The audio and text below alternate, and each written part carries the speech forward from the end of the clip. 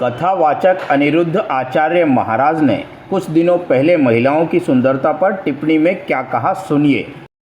आपको पता है स्त्री का ज्यादा सुंदर होना गुण नहीं है, स्त्री का जरूरत से ज्यादा सुंदर होना दोष है।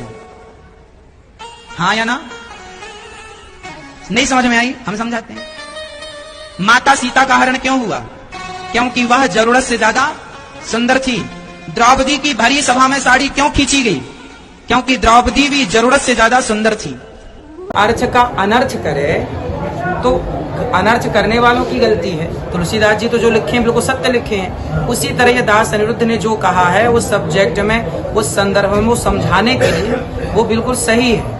अब उसका ही आप गलत अर्थ कर लें तो वो गलत अर्थ करने वाले की गलती है, ना कि मेरी गलती। इसके बाद हिंदू संगठनों में भारी नाराजगी देखने को मिली।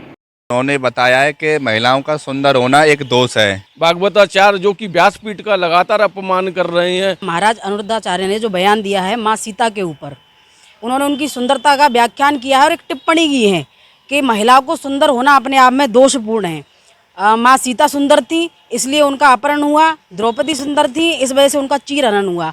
जी हाँ, ऐसा ही कुछ वृंदावन में हुआ है। एक अनिरुद्धाचार्य महाराज ने व्यासपीठ से कुछ महिलाओं से संबंधित टिप्पणी की है, जिसके उपरांत यहाँ जो हिंदूवादी लोग हैं उनके मन में एक उबाल आया है और विरोध के स्वर यहाँ फूट पड़े, जिसके फलस्वरूप यहाँ पुतला दहन किया गया।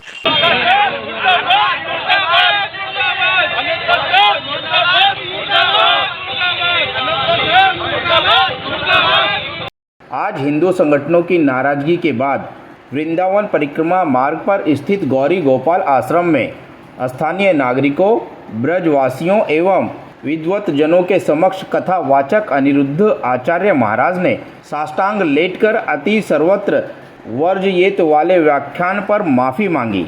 उन्होंने कहा कि मेरी बात से अगर किसी को ठेस पहुंची है तो मैं माफ़ी मांगता हूं। उन्होंने उक्त प्रकरण पर हो रहे विवाद को खत्म करने की मार्मिक अपील भी की। जाएंगे पर ये शरीर कभी ब्राह्मण, संत और ब्रजवासियों का अपमान नहीं कर सकता। मेरे रोम रोम में इन तीनों के प्रति, समाज में सभी के प्रति मेरी श्रद्धा है, पर तीनों के प्रति विशेष है क्योंकि मैं भागवत जी के चरणों से जुड़ा हूँ। जानता हूँ कि संत क्या होते हैं, ब्राह्मण क्या होते हैं और ब्रजवासी क्या होते हैं। फिर भी मेरी वाणी से यदि आप महापुरुषों को मेरी बात से जितने भी ब्रजवासी हैं, यहाँ मूल ब्रजवासी जितने हैं, उनमें से किसी की भी भावनाओं को ठेस लगी हो तो मैं बारंबार अपने आप को आपके चरणों में लेट करके बारंबार प्रणाम करता हूँ। और ब्रजवासियों की चरण धूली सदा जब तक जीवन रहेगा, प्राण रहेंगे, तब तक धूली माथे पे ही लगाऊंगा।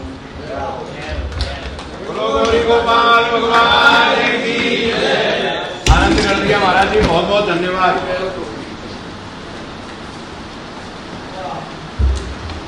और ब्राह्मण, संत और ब्रजवासी इन तीनों के लिए मेरी जो श्रद्धा तब थी, आज है, वही मरते दम तक रहेगी। और बात क्षमा की है, जैसा कि आप सभी महापुरुषों ने कहा कि क्षमा तो दास ने तब मांगी थी और एक बार नहीं 2 बार मांगी थी।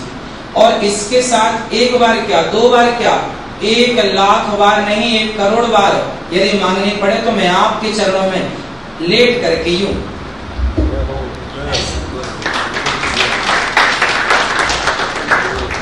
ऐसे क्षमा मांगना मेरा तो जन्म ही चरण छूने के लिए हुआ। मैं तो ये निवेदन करूंगा कि जब मेरे प्राण निकल जाएं तो मेरे शरीर का चमड़ा निकालकर ब्रजवासियों की जूती बनाई जाए।